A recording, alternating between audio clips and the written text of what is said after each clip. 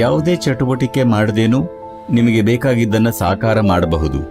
ಈ 4 ಆಯಾಮಗಳನ್ನು ಒಂದು ದಿಕ್ಕಿನಲ್ಲಿ ಸಂಯೋಜನೆ ಮಾಡಿ ಆ ನಿಟ್ಟಿನಲ್ಲಿ ಅಚಲವಾಗಿ ನಿರ್ದಿಷ್ಟ ಸಮಯದವರೆಗೆ ಇಟ್ಟರೆ, ಈಗ ಅವನು ನಂಬ್ತಾನೆ ತನಗೆ ಶಿವ ಇದನ್ನು ಮಾಡ್ತಾನೆ ಮತ್ತದು ಸಂಭವಿಸುತ್ತೆ. ಶಿವ ಬಂದು ನಿಮ್ಮ ಮನೆ ಕಟ್ತಾನ? ಇಲ್ಲ. ನೀವಿದನ್ನು ತಿಳ್ಕೋಬೇಕು, ದೇವರು ನಿಮಗಾಗಿ ತನ್ನ ಕಿರು ಬೆರಳನ್ನು ಕೂಡ ಎತ್ತಲ್ಲ. ಈ ಭೂಮಿ ಮೇಲೆ ಇಲ್ಲಿವರೆಗೆ ಆಗದೆ ಇದ್ದದ್ದು ನಾಳೆ ಆಗಬಹುದು. ಮನುಷ್ಯರು ನಾಳೆ ಅದನ್ನು ಮಾಡಕ್ಕೆ ಸಮರ್ಥರಿದ್ದಾರೆ.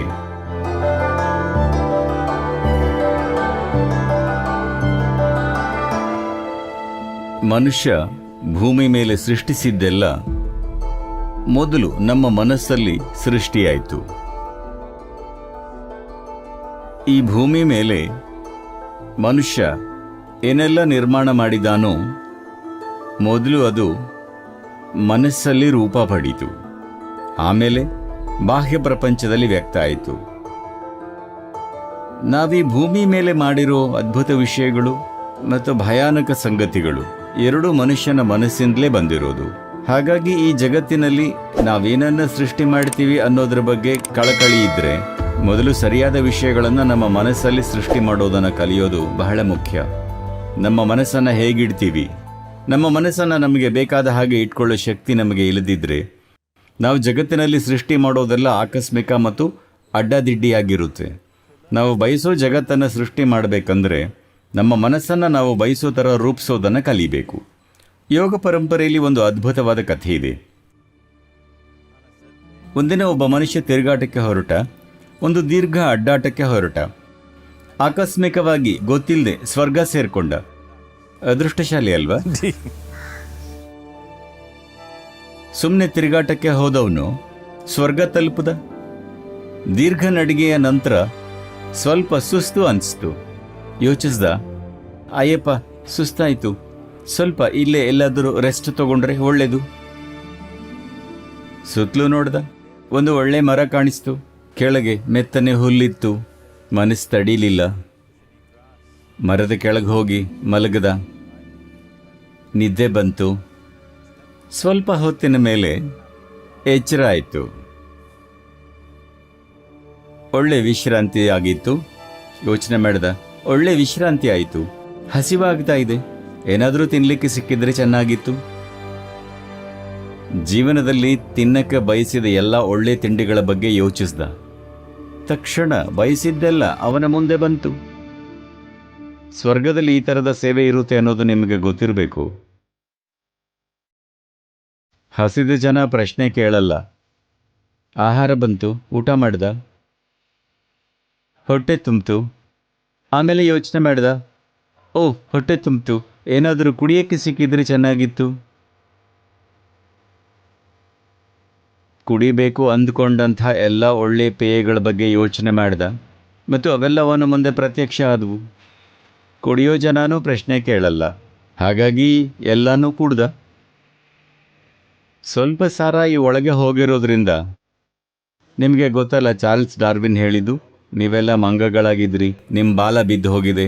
ನಾನಲ್ಲ, ಚಾರ್ಲ್ಸ್ ಡಾರ್ವಿನ್ ಹೇಳಿದ್ದು, ನೀವೆಲ್ಲ ಮಂಗಗಳಾಗಿದ್ರಿ ಅಂತ. ಆಮೇಲೆ ನೀವು ಮನುಷ್ಯರಾದ್ರಿ. ಹೌದು, ನಿಜವಾಗಿ ಬಾಲ ಬಿದ್ದು ಹೋಗಿದೆ. ಯೋಗದಲ್ಲಿ ನಾವು ಅಸ್ಥಿರವಾದ ಮನಸ್ಸಿಗೆ ಮರ್ಕಟ ಅಂತೀವಿ. ಹಾಗಂದ್ರೆ ಮಂಗ ಅಂತ. ನಾವು ಮನಸ್ಸನ್ನು ಮಂಗಕ್ಕೆ ಯಾಕೆ ಹೋಲಿಸ್ತೀವಿ ಅಂದರೆ, ಮಂಗಗಳ ಗುಣ ಏನು? ಮಂಗಗಳ ಒಂದು ಗುಣ ಅಂದರೆ ಅವುಗಳ ಅನಾವಶ್ಯಕ ಅಂಗಾಂಗ ಚಲನೆ. ಅವುಗಳ ಮತ್ತೊಂದು ಗುಣ ಅಂದರೆ, ನೀವು ಮಂಗಾಟ ಮಾಡ್ತಾ ಇದ್ದೀರಿ ಅಂತ ನಾ ಹೇಳಿದರೆ ಅದರ ಅರ್ಥ ಏನು? ಅನುಕರಣೆ. ಮಂಗ ಮತ್ತು ಅನುಕರಣೆ ಸಮಾನಾರ್ಥಕ ಆಗಿಬಿಟ್ಟಿವೆ. ಹಾಗಾಗಿ ಮಂಗಗಳ ಈ 2 ಅವಶ್ಯಕ ಗುಣ ಅಸ್ಥಿರ ಮನಸ್ಸಿನ ಗುಣಗಳೂ ಆಗಿವೆ. ಅನಾವಶ್ಯಕ ಚಲನಗಳು ನೀವು ಮಂಗಗಳಿಂದ ಕಲಿಬೇಕಾಗಿಲ್ಲ, ನೀವೇ ಅದನ್ನು ಮಂಗಗಳಿಗೆ ಕಲಿಸಬಹುದು. ಮತ್ತು ಅನುಕರಣೆ ಮನಸ್ಸಿನ ನಿರಂತರ ಕೆಲಸ. ಹಾಗಾಗಿ ಈ 2 ಗುಣಗಳು ಇದ್ದಾಗ ಮನಸ್ಸನ್ನು ಮಂಗ ಅಂತ ಹೇಳ್ತಾರೆ. ಹಾಗಾಗಿ ಅವನಲ್ಲಿರೋ ಮಂಗ ಸಕ್ರಿಯವಾಯಿತು. ಸುತ್ತಲೂ ನೋಡಿ ಯೋಚನೆ ಮಾಡಿದ, ಇಲ್ಲಿ ಏನು ನಡೀತಿದೆ? ಆಹಾರ ಕೇಳಿದೆ, ಆಹಾರ ಬಂತು. ಪಾನೀಯ ಕೇಳಿದೆ, ಅದೂ ಬಂತು. ಹಾಗಾದರೆ ಸುತ್ತಲೂ ದೆವ್ವಗಳಿರಬೇಕು. ದೆವ್ವಗಳು ಬಂದವು. ಅಯ್ಯೋ, ದೆವ್ವಗಳು ಬಂದಿವೆ, ಅವು ನನ್ನ ಸುತ್ತುವರಿಯುತ್ತವೆ, ಚಿತ್ರಹಿಂಸೆ ಮಾಡುತ್ತವೆ ಅಂತ ಯೋಚಿಸ್ದ. ಒಮ್ಮೆಗೆ ದೆವ್ವಗಳು ಅವನಿಗೆ ಚಿತ್ರಹಿಂಸೆ ಕೊಡೋಕ್ಕೆ ಶುರು ಮಾಡಿದ್ವು. ಅವನು ನೋವಿನಿಂದ ಚೀರಾಡ್ದ. ಅಯ್ಯೋ, ಈಗ ಅವನನ್ನು ಕೊಂದು ಬಿಡುತ್ತವೆ ಅಂದ್ಕೊಂಡ. ಮತ್ತು ಅವನು ಸತ್ತೋದ. ಈಗಷ್ಟೇ ಹೇಳಿದ್ದ ನಾನೊಬ್ಬ ಅದೃಷ್ಟಶಾಲಿ ಅಂತ. ಅಲ್ಲೇನಾಗಿತ್ತು ಅಂದರೆ, ಅವನೊಂದು ಕಲ್ಪವೃಕ್ಷ ಅಥವಾ ಎಲ್ಲ ಆಸೆಗಳನ್ನು ಪೂರೈಸುವ ಮರದ ಕೆಳಗೆ ಕುಳಿತಿದ್ದ. ಆಹಾರ ಕೇಳ್ದ, ಆಹಾರ ಬಂತು. ಪಾನೀಯ ಕೇಳ್ದ, ಅದು ಬಂತು. ದೆವ್ವಗಳನ್ನು ನೆನೆಸ್ದ, ದೆವ್ವ ಬಂತು. ಚಿತ್ರಹಿಂಸೆ ನೆನಪು ಮಾಡಿಕೊಂಡ, ಚಿತ್ರಹಿಂಸೆ ಆಯಿತು. ಸಾವಿನ ಬಗ್ಗೆ ನೆನೆಸ್ದ, ಅದು ಬಂತು.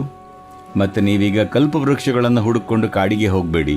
ನಿಮಗೆ ದಿನಗಳಲ್ಲಿ ಮರಗಳು ಸಿಗೋದೇ ಕಷ್ಟ. A well-established mind, a mind which is in a state of samyukti, is referred to as a kalpavriksha. ಅತ್ಯಂತ ಸ್ಥಿರವಾದ ಸ್ಥಿತಿಲಿರೋ ಮನಸ್ಸು, ಸಂಯುಕ್ತ ಸ್ಥಿತಿಲಿ ಇರೋ ಮನಸ್ಸನ್ನು ಕಲ್ಪವೃಕ್ಷ ಅಂತಾರೆ. ನಿಮ್ಮ ಮನಸ್ಸನ್ನು ಒಂದು ಮಟ್ಟದವರೆಗೆ ಸಂಯೋಜಿಸಿದರೆ ಆಗದು ಸಂಪೂರ್ಣ ವ್ಯವಸ್ಥೆನ ಸಂಯೋಜಿಸುತ್ತೆ. ನಿಮ್ಮ ದೇಹ, ಭಾವನೆ, ಪ್ರಾಣಶಕ್ತಿ ಎಲ್ಲ ಆ ದಿಕ್ಕಿನಲ್ಲಿ ಸಂಯೋಜನೆಗೊಳ್ಳುತ್ತೆ. ಒಂದು ಬಾರಿ ಈ 4 ಆಯಾಮಗಳು, ನಿಮ್ಮ ದೇಹ, ಮನಸ್ಸು, ಭಾವನೆಗಳು ಮತ್ತು ಮೂಲಭೂತ ಪ್ರಾಣಶಕ್ತಿ ಒಂದೇ ದಿಕ್ಕಿನಲ್ಲಿ ಸಂಯೋಜನೆಗೊಂಡ್ರೆ ನೀವು ಬಯಸಿದ್ದೆಲ್ಲ ಸುಲಭವಾಗಿ ಪೂರ್ಣವಾಗುತ್ತೆ. ನಿಮ್ಮ ಕಿರುಬೆರಳನ್ನು ಎತ್ತೋ ಅವಶ್ಯಕತೆ ಕೂಡ ಬರಲ್ಲ. ಚಟುವಟಿಕೆಯಿಂದ ಅದಕ್ಕೆ ಸ್ವಲ್ಪ ಸಹಾಯ ಮಾಡಬಹುದು, ಆದರೆ ಯಾವುದೇ ಚಟುವಟಿಕೆಯ ಸಹಾಯ ಇಲ್ಲದೇ ಇದ್ದರೂ ನಿಮಗೆ ಬೇಕಾದ್ದನ್ನು ಸಾಕಾರ ಮಾಡಬಹುದು. ನೀವೀ 4 ಆಯಾಮಗಳನ್ನು ಒಂದೇ ದಿಕ್ಕಿನಲ್ಲಿ ಸಂಯೋಜಿಸಿದಾಗ ಮತ್ತದನ್ನು ಒಂದೇ ದಿಕ್ಕಿನಲ್ಲಿ ಅಚಲವಾಗಿ ನಿರ್ದಿಷ್ಟ ಸಮಯದವರೆಗೆ ಇಟ್ಟಾಗ. ಆದರೆ ನಿಮ್ಮ ಮನಸ್ಸಿನ ಸಮಸ್ಯೆ ಅಂದರೆ ಪ್ರತಿ ಕ್ಷಣ ಅದು ತನ್ನ ದಿಕ್ಕನ್ನು ಬದಲಾಯಿಸ್ತಾ ಇರುತ್ತೆ. ಅದು ಹೇಗಂದರೆ, ನೀವೆಲ್ಲೋ ಹೊರಟಿದ್ದೀರಾ, ಅದರ ಪ್ರತಿ 2 ಹೆಜ್ಜೆಗೆ ದಿಕ್ಕು ಬದಲಾಯಿಸ್ತಾ ಇದ್ದೀರಾ. ನೀವು ಗುರಿ ಮುಟ್ಟೋದು ಬಹಳ ದೂರದ ಪ್ರಶ್ನೆ. ಆಕಸ್ಮಿಕವಾಗಿ ಮಾತ್ರ ಅದು ಸಾಧ್ಯ ಆಗಬಹುದು. ಹಾಗಾಗಿ ಮನಸ್ಸಿನ ಸಂಯೋಜನೆ ಮಾಡೋದ್ರ ಜೊತೆ ಇಡೀ ವ್ಯವಸ್ಥೆನ ಸಂಯೋಜಿಸೋದು ಮತ್ತು ನಿಮ್ಮ 4 ಮೂಲಭೂತ ಆಯಾಮಗಳನ್ನು ಒಂದೇ ದಿಕ್ಕಿನಲ್ಲಿ ಸಂಯೋಜಿಸಿದರೆ ನೀವೇ ಒಂದು ಕಲ್ಪವೃಕ್ಷ ಆಗ್ತೀರಿ. ನೀವು ಬಯಸಿದ್ದೆಲ್ಲ ಸಂಭವಿಸುತ್ತೆ. ಆದರೆ ಈಗ ನಿಮ್ಮ ಜೀವನನ ನೋಡಿದರೆ, ನೀವು ಈಗಿನವರೆಗೆ ಬಯಸಿದ್ದೆಲ್ಲ ದೊರಕಿದ್ರೆ ನಿಮ್ಮ ಅಂತ್ಯ ಆದ ಹಾಗೆ. ನೀವು ಆಸೆಪಟ್ಟ ಪ್ರತಿಯೊಂದು ಮತ್ತು ಪ್ರತಿಯೊಬ್ಬರು ಎಲ್ಲ ನಿಮ್ಮ ಮನೆಗೆ ಬಂದಿಳಿದ್ರೆ ನಿಮಗೆ ಅವೆಲ್ಲದರ ಜೊತೆ ಬದುಕಕ್ಕೆ ಸಾಧ್ಯನಾ? ಒಂದು ಸಲ ನೀವು ಕಲ್ಪವೃಕ್ಷ ಆದರೆ, ಇದು ಬಹಳ ಮುಖ್ಯ, ನಿಮ್ಮ ದೈಹಿಕ, ಭಾವನಾತ್ಮಕ, ಮಾನಸಿಕ ಮತ್ತು ಪ್ರಾಣಶಕ್ತಿಯ ಕ್ರಿಯೆಗಳು ನಿಯಂತ್ರಣದಲ್ಲಿರಬೇಕು ಮತ್ತು ಅವುಗಳನ್ನು ಸರಿಯಾಗಿ ನಿರ್ದೇಶಿಸಬೇಕು. ಹೀಗೆ ಮಾಡದಿದ್ರೆ ನಾವು ವಿನಾಶಕಾರಿ ಆಗ್ತೇವೆ, ಸ್ವಯಂ ವಿನಾಶಕಾರಿ. ಈಗ ಇದೇ ನಮ್ಮ ಸಮಸ್ಯೆ. ನಮ್ಮ ಜೀವನನ ಸುಂದರ ಮತ್ತು ಸರಳ ಮಾಡಬೇಕಾಗಿದ್ದ ತಂತ್ರಜ್ಞಾನ ನಮ್ಮ ಎಲ್ಲ ಸಮಸ್ಯೆಗಳ ಮೂಲವಾಗಿದೆ. ನಮ್ಮ ಜೀವನದ ಅಡಿಪಾಯ ಆಗಿರೋ ಈ ಭೂಮಿನೇ ನಾವು ನಾಶ ಮಾಡ್ತಿದ್ದೀವಿ. ಯಾವುದು ನಮಗೆ ವರ ಆಗಬಹುದಿತ್ತೋ ನಾವು ಅದನ್ನೇ ಶಾಪ ಮಾಡಿಕೊಂಡಿದ್ದೀವಿ. ಕಳೆದ 100 ವರ್ಷಗಳಲ್ಲಿ ನಮಗೆ ನಂಬಲಾಗದಷ್ಟು ಆರಾಮ ಮತ್ತು ಅನುಕೂಲತೆಗಳನ್ನು ತಂದುಕೊಟ್ಟಿರೋ ತಂತ್ರಜ್ಞಾನವೇ ನಮ್ಮ ಜೀವನಕ್ಕೆ ಅಪಾಯ ಆಗಿದೆ. ಯಾಕಂದರೆ ನಮ್ಮ ಕ್ರಿಯೆ ಪ್ರಜ್ಞಾಪೂರ್ವಕವಾಗಿಲ್ಲ, ನಮ್ಮ ಕ್ರಿಯೆ ಕಡ್ಡಾಯ ಸ್ವರೂಪದಲ್ಲಿದೆ. ಹಾಗಾಗಿ ನಮ್ಮ ಮನಸ್ಸನ್ನು ಸಂಯೋಜನೆ ಮಾಡೋದು ಅಂದರೆ ಮೂಲಭೂತವಾಗಿ ಕಡ್ಡಾಯ ಸ್ವರೂಪದ ಚಟುವಟಿಕೆಯಿಂದ ಪ್ರಜ್ಞಾಪೂರ್ವಕ ಚಟುವಟಿಕೆ ಕಡೆ ಹೋಗೋದು. ನೀವು ಇಂಥ ಜನರ ಬಗ್ಗೆ ಕೇಳಿರಬೇಕು. ಅವರು ಏನನ್ನಾದರೂ ಕೇಳಿದಾಗ ಅದು ಎಲ್ಲ ನಿರೀಕ್ಷೆ ಮೀರಿ ನಿಜವಾಗುತ್ತೆ. ಸಾಮಾನ್ಯವಾಗಿ ಇದು ನಂಬಿಕೆ ಇದ್ದವರಲ್ಲೇ ಆಗುತ್ತೆ. ನಿಮಗೀಗ ಮನೆ ಕಟ್ಟಬೇಕಾಗಿದೆ. ನೀವು ಯೋಚನೆ ಮಾಡಿದರೆ, ಓಹ್, ನನಗೆ ಮನೆ ಕಟ್ಟಬೇಕು, ಅದಕ್ಕೆ 50 ಲಕ್ಷ ಬೇಕು, ಆದರೆ ನನ್ನ ಪಾಕೆಟಲ್ಲಿ ಬರೀ 50 ರೂಪಾಯಿ ಇದೆ. ಅದು ಆಗೋದಿಲ್ಲ, ಆಗೋದಿಲ್ಲ, ಆಗೋದಿಲ್ಲ, ಸಾಧ್ಯವಿಲ್ಲ ಅಂದ ತಕ್ಷಣ ನಂಗದು ಬೇಡ ಅನ್ನೋದನ್ನು ನೀವು ಹೇಳ್ತಾ ಇದ್ದೀರಿ. ಹಾಗಾಗಿ ಒಂದು ಮಟ್ಟದಲ್ಲಿ ನಿಮಗೇನೋ ಬೇಕು ಅನ್ನೋ ಇಚ್ಛೆನ ಸೃಷ್ಟಿಸ್ತೀರಿ, ಮತ್ತೊಂದು ಮಟ್ಟದಲ್ಲಿ ನನಗೆ ಬೇಡ ಅಂತಲೂ ಹೇಳ್ತಾ ಇದ್ದೀರಿ. ಈ ಸಂಘರ್ಷದಲ್ಲಿ ನಿಮಗೆ ಬೇಕಾಗೋದು ಆಗಲ್ಲ. ಹಾಗಾಗಿ ದೇವರು, ದೇವಸ್ಥಾನ ಇಂಥದ್ರಲ್ಲಿ ನಂಬಿಕೆ ಇರೋರಿಗೆ, ಯಾರ ಮನಸ್ಸು ಸರಳವಾಗಿದೆಯೋ, ಸರಳ ಮನಸ್ಸು ಇರೋರಿಗೆ ನಂಬಿಕೆ ಕೆಲಸ ಮಾಡೋದು. ತುಂಬ ಯೋಚನೆ ಮಾಡೋ ಜನರಿಗೆ ಇದು ಕೆಲಸ ಮಾಡಲ್ಲ. ಮಗುವಿನ ಥರ ಇರೋ ವ್ಯಕ್ತಿ, ಯಾರಿಗೆ ದೇವರಲ್ಲಿ, ದೇವಸ್ಥಾನಗಳಲ್ಲಿ ಸರಳ ನಂಬಿಕೆ ಇದೆಯೋ ಅಂಥ ವ್ಯಕ್ತಿ ದೇವಸ್ಥಾನಕ್ಕೆ ಹೋಗಿ ಕೇಳ್ತಾನೆ, ಶಿವ, ನನಗೆ ಮನೆ ಬೇಕು, ಹೇಗೆ ಅಂತ ನಂಗೆ ಗೊತ್ತಿಲ್ಲ, ನೀನು ಹೇಗಾದರೂ ಮಾಡಿ ಕೊಡಬೇಕು. ಅವನ ಮನಸ್ಸಲ್ಲಿ ಯಾವುದೇ ನಕಾರಾತ್ಮಕ ಯೋಚನೆಗಳಿರಲ್ಲ. ಅದು ಆಗತ್ತೋ ಇಲ್ವೋ, ಸಾಧ್ಯನೋ ಅಸಾಧ್ಯನೋ, ನಂಬಿಕೆ ಈ ತರಹದ ವಿಚಾರಗಳನ್ನು ಸಂಪೂರ್ಣವಾಗಿ ತೆಗೆದುಹಾಕುತ್ತೆ. ಶಿವ ಅದನ್ನ ಮಾಡ್ತಾನೆ ಅಂತ ನಂಬುತ್ತಾರೆ, ಮತ್ತದು ಹಾಗೇ ಆಗುತ್ತೆ. ಶಿವ ಬಂದು ನಿಮ್ಮ ಮನೆ ಕಟ್ತಾನ? ಇಲ್ಲ. ನೀವಿದನ್ನ ತಿಳ್ಕೋಬೇಕು. ದೇವರು ನಿಮಗಾಗಿ ತನ್ನ ಕಿರು ಬೆರಳನ್ನು ಕೂಡ ಎತ್ತೋಲ್ಲ. ದೇವರು ಅಂತ ನಾವು ಕರೆಯೋದು ಸೃಷ್ಟಿಯ ಮೂಲ. ಸೃಷ್ಟಿಕರ್ತನಾಗಿ ಅವನು ಅದ್ಭುತವಾದ ಕೆಲಸ ಮಾಡಿದ್ದಾನೆ. ಇದರ ಬಗ್ಗೆ ಯಾವುದೇ ಸಂಶಯ ಇಲ್ಲ. ಇದಕ್ಕಿಂತ ಉತ್ತಮವಾದ ಸೃಷ್ಟಿ ಬಗ್ಗೆ ನೀವು ಯೋಚಿಸಬಹುದಾ? Is it in anybody's imagination to think anything better than what is there right now? ಸೃಷ್ಟಿಕರ್ತನಾಗಿ ಅವನು ತನ್ನ ಕೆಲಸನ ಅದ್ಭುತವಾಗಿ ಮಾಡಿದ್ದಾನೆ. ಆದರೆ ಜೀವನ ನಿಮಗೆ ಬೇಕಾದ ರೀತಿಲಿ ನಡಿಬೇಕು ಅಂತ ನೀವು ಬಯಸಿದ್ರಿ. ಏಕೆಂದರೆ ಇದೀಗ ನಿಮ್ಮ ಸಂತೋಷ ಮತ್ತು ಯೋಗಕ್ಷೇಮದ ತಿರುಳು ಇದು. ನೀವು ದುಃಖಿಯಾಗಿರೋದಕ್ಕೆ ಒಂದೇ ಒಂದು ಕಾರಣ ಅಂದರೆ ಜೀವನ ನೀವು ಅಂದುಕೊಂಡಂತೆ ನಡೀತಾ ಇಲ್ಲ ಅಷ್ಟೇ. ಆದ್ದರಿಂದ ಜೀವನ ನೀವು ಅಂದುಕೊಂಡ ರೀತಿಯಲ್ಲಿ ನಡೀದಿದ್ರೆ ನೀವು ದುಃಖಿ ಆಗ್ತೀರಿ. ನೀವು ಬಯಸಿದಂತೆ ಜೀವನ ನಡೆದ್ರೆ ನಿಮಗೆ ಸಂತೋಷ ಆಗುತ್ತೆ. ಇದು ಇಷ್ಟೇ ಸರಳವಾಗಿದೆ. ಆದ್ದರಿಂದ ಜೀವನ ನೀವು ಬಯಸೋ ಥರ ಆಗಬೇಕು ಅಂದರೆ ಮೊದಲನೇದಾಗಿ ನೀವು ಹೇಗೆ ಆಲೋಚನೆ ಮಾಡ್ತೀರಿ, ಎಷ್ಟು ಗಮನದಿಂದ ಆಲೋಚನೆ ಮಾಡ್ತೀರಿ, ನಿಮ್ಮ ಆಲೋಚನಾ ಪ್ರಕ್ರಿಯೆಯಲ್ಲಿ ಎಷ್ಟು ಸ್ಥಿರತೆ ಮತ್ತು ಶಕ್ತಿ ಇದೆ ಅನ್ನೋದು, ನಿಮ್ಮ ಆಲೋಚನೆ ವಾಸ್ತವವಾಗತ್ತೋ ಅಥವಾ ಖಾಲಿ ಆಲೋಚನೆಯಾಗಿ ಉಳಿಯುತ್ತೋ, ಅಥವಾ ನಿಮ್ಮ ಆಲೋಚನೆಗೆ ನಕಾರಾತ್ಮಕ ಚಿಂತನಾ ಪ್ರಕ್ರಿಯೆಯ ಮೂಲಕ ಯಾವುದೇ ಅಡೆತಡೆಗಳನ್ನು ಸೃಷ್ಟಿಸೋದಿಲ್ವೋ ಅನ್ನೋದನ್ನು ತೀರ್ಮಾನ ಮಾಡುತ್ತೆ. ಇದು ಸಾಧ್ಯವಾ ಅಥವಾ ಅಸಾಧ್ಯನಾ ಅನ್ನೋ ಪ್ರಶ್ನೆ ಮಾನವೀಯತೆಯನ್ನು ನಾಶ ಮಾಡ್ತಿದೆ. ಯಾವುದು ಸಾಧ್ಯ ಯಾವುದು ಅಸಾಧ್ಯ ಅನ್ನೋ ಯೋಚನೆ ನೀವು ಮಾಡಬೇಕಾಗಿಲ್ಲ, ಪ್ರಕೃತಿ ಮಾಡುತ್ತೆ. ನಿಮ್ಗೇನು ಬೇಕೋ ಅದನ್ನು ಪ್ರಯತ್ನಿಸೋದಷ್ಟೇ ನೀವು ಮಾಡಬೇಕಾದ ಕೆಲಸ. ನೀವೀಗ ಇಲ್ಲಿ ಕೂತಿದ್ದೀರಾ, ನಿಮಗೆ 2 ಸರಳ ಪ್ರಶ್ನೆಗಳನ್ನು ಕೇಳಿದರೆ ನೀವಿದನ್ನು ಸರಿಯಾಗಿ ನೋಡಿ ಉತ್ತರ ಕೊಡಿ. ಈಗ ಕೂತಿರೋ ಸ್ಥಳದಿಂದ ನಿಮಗೆ ಹಾರಿ ಹೋಗೋಕ್ಕೆ ಆಗುತ್ತಾ? ನೀವು ಹೇಳ್ತೀರಾ ಇಲ್ಲ. ಈಗ ಕೂತಿರೋ ಸ್ಥಳದಿಂದ ನಿಮಗೆ ಎದ್ದು ನಡೆಯೋಕ್ಕೆ ಆಗುತ್ತಾ? ನೀವು ಹೇಳ್ತೀರಾ ಹೌದು. ಇದರ ಆಧಾರ ಏನು? ನೀವು ಹಾರೋಕ್ಕೆ ಯಾಕೆ ಆಗಲ್ಲ ಮತ್ತು ನಡೆಯೋಕ್ಕೆ ಹೌದು ಅಂತೀರಿ? ಯಾಕಂದರೆ ಹಿಂದಿನ ಅನುಭವ. ಅನೇಕ ಬಾರಿ ನೀವು ನಡೆದಿದ್ದೀರಿ, ಆದರೆ ಹಾರಿಲ್ಲ. ನೀವು ಹಿಂದಿನ ಅನುಭವನ ಜೀವನದ ಆಧಾರವಾಗಿ ಉಪಯೋಗ ಮಾಡ್ತಿದ್ದೀರಿ. ಇಲ್ಲಿವರೆಗೆ ಆಗದೇ ಇದ್ದದ್ದು ಮುಂದೆನೂ ನಿಮ್ಮ ಜೀವನದಲ್ಲಿ ಆಗಲ್ಲ ಅನ್ನೋ ನಿರ್ಧಾರ ಮಾಡಿದ್ದೀರಿ. ಇದು ಮಾನವೀಯತೆಗೆ ಮತ್ತು ಮಾನವ ಚೈತನ್ಯಕ್ಕೆ ಮಾಡೋ ಅಪಮಾನ. ಈ ಭೂಮಿ ಮೇಲೆ ಇಲ್ಲಿವರೆಗೆ ಆಗದೇ ಇದ್ದದ್ದು ನಾಳೆ ಸಂಭವಿಸಬಹುದು. ಮನುಷ್ಯರು ನಾಳೆ ಅದನ್ನು ಮಾಡೋದಕ್ಕೆ ಸಮರ್ಥರಿದ್ದಾರೆ. ಯಾವುದು ಸಾಧ್ಯ ಯಾವುದು ಅಸಾಧ್ಯ ಅನ್ನೋ ಯೋಚನೆ ನೀವು ಮಾಡಬೇಕಾಗಿಲ್ಲ, ಪ್ರಕೃತಿ ಮಾಡುತ್ತೆ. ಪ್ರಕೃತಿ ಅದನ್ನು ನಿರ್ಧಾರ ಮಾಡುತ್ತೆ. ನಿಮಗೆ ನಿಜವಾಗಿ ಏನು ಬೇಕು ಅನ್ನೋದನ್ನು ನೀವು ನಿರ್ಧಾರ ಮಾಡಬೇಕು ಮತ್ತು ಅದಕ್ಕಾಗಿ ಪರಿಶ್ರಮ ಪಡಬೇಕು.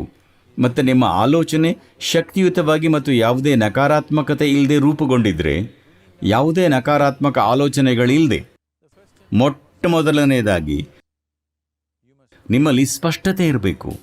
ನಿಮಗೆ ನಿಜವಾಗಿ ಏನು ಬೇಕು, ನಿಮಗೇನು ಬೇಕು ಅನ್ನೋದು ನಿಮಗೆ ಗೊತ್ತಿಲ್ಲದಿದ್ದರೆ ನಿಮಗೆ ಬೇಕಾದನ್ನು ಸೃಷ್ಟಿಸೋ ಪ್ರಶ್ನೆನೇ ಹುಟ್ಟಲ್ಲ. ನಿಮಗೆ ನಿಜವಾಗಿ ಏನು ಬೇಕು ಅನ್ನೋದನ್ನು ನೋಡಿದಾಗ ಪ್ರತಿಯೊಬ್ಬ ಮನುಷ್ಯನಿಗೆ ಆನಂದವಾಗಿ ಮತ್ತು ಶಾಂತಿಯುತವಾಗಿ ಬದುಕೋದು ಬೇಕಾಗಿದೆ. ಸಂಬಂಧಗಳಲ್ಲಿ ಅವನು ಪ್ರೀತಿ ಮತ್ತು ವಾತ್ಸಲ್ಯದಿಂದ ಇರಬೇಕು ಅನ್ನೋದನ್ನು ಬಯಸ್ತಾನೆ.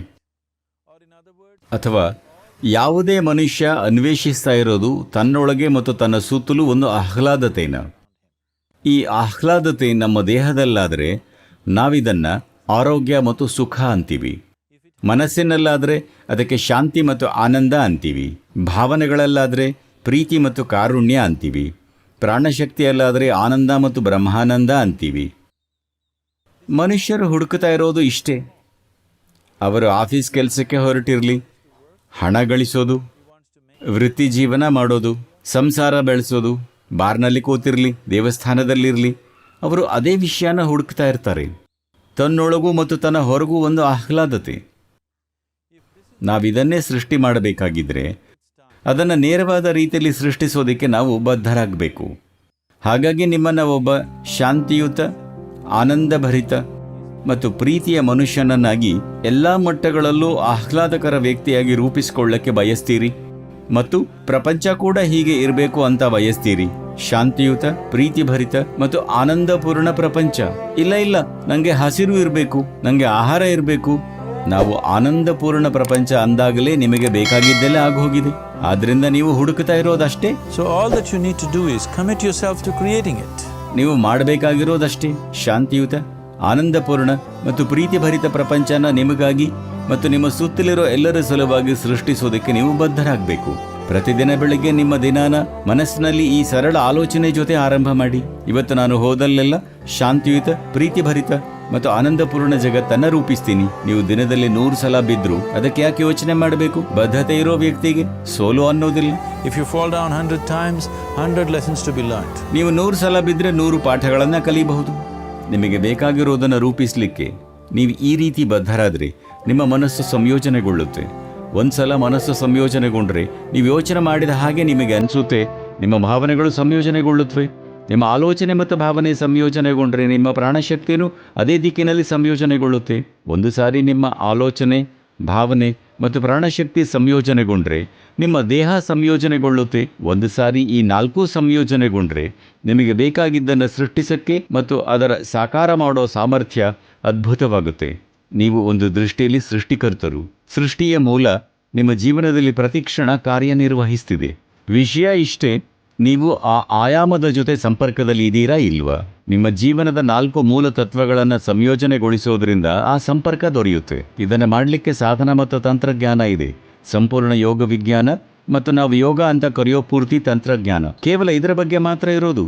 ನಿಮ್ಮನ್ನು ಸೃಷ್ಟಿಯ ಒಂದು ತುಣುಕಿನಿಂದ ಸೃಷ್ಟಿಕರ್ತನಾಗಿ ರೂಪಾಂತರಗೊಳಿಸೋದು. ಇದು ನನ್ನ ಅಪೇಕ್ಷೆ ಮತ್ತು ಆಶೀರ್ವಾದ. ಪ್ರಪಂಚದ ಪ್ರತಿಯೊಬ್ಬ ಮನುಷ್ಯ ಜೀವಿಯೂ ತನ್ನೊಳಗಿನ ಸೃಷ್ಟಿಯ ಮೂಲದ ಸಂಪರ್ಕದಲ್ಲಿರಬೇಕು. ಇಲ್ಲಿ ಸೃಷ್ಟಿಕರ್ತನಾಗಿ ಕಾರ್ಯನಿರ್ವಹಿಸಬಹುದು, ಬರೀ ಸೃಷ್ಟಿಯ ತುಣುಕಾಗದೆ. ಲೇಟೆಸ್ಟ್ ಹಾಗೂ ಇಂಟ್ರೆಸ್ಟಿಂಗ್ ಸುದ್ದಿಗಳಿಗಾಗಿ ಬಾಸ್ ಟಿವಿ ಕನ್ನಡ ಚಾನೆಲ್ನ ಸಬ್ಸ್ಕ್ರೈಬ್ ಮಾಡಿ. ಹಾಗೆಯೇ ಬೆಲ್ ಐಕಾನ್ ಪ್ರೆಸ್ ಮಾಡಿ. ಇದರ ಜೊತೆಗೆ ಫೇಸ್ಬುಕ್, ಇನ್ಸ್ಟಾಗ್ರಾಮ್, ಎಕ್ಸ್ನಲ್ಲೂ ಮಿಸ್ ಮಾಡದೆ ಫಾಲೋ ಮಾಡಿ.